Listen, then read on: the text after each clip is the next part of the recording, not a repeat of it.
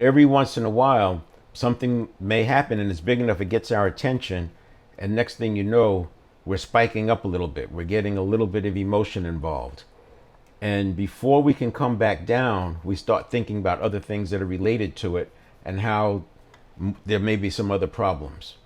And that creates a little bit more of a spike.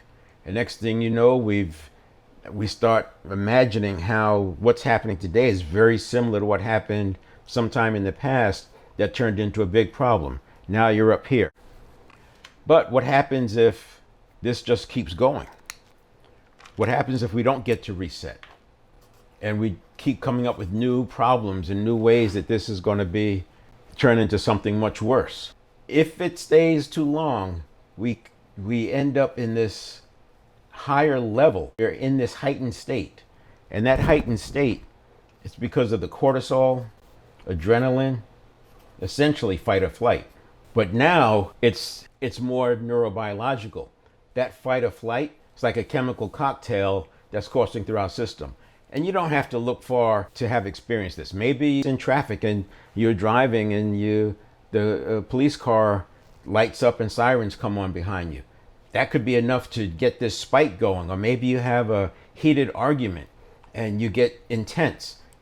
You know how long that could last. It could last several hours as this chemical process needs to work its way through the body. So that's a big difference between being able to come back down versus staying up here. You're scrolling through email in the morning and you see something that is going to be a problem. And this happens. Now, if you can come back down, great. If you stay up here, that's not so good. What we do with neuroplasticity is break this down so you understand, first of all, you won't experience this. And if you do experience it, it's going to be lower and you'll be able to come back down faster. We're going to take this out of play, because this is a process that can be adjusted with neuroplasticity.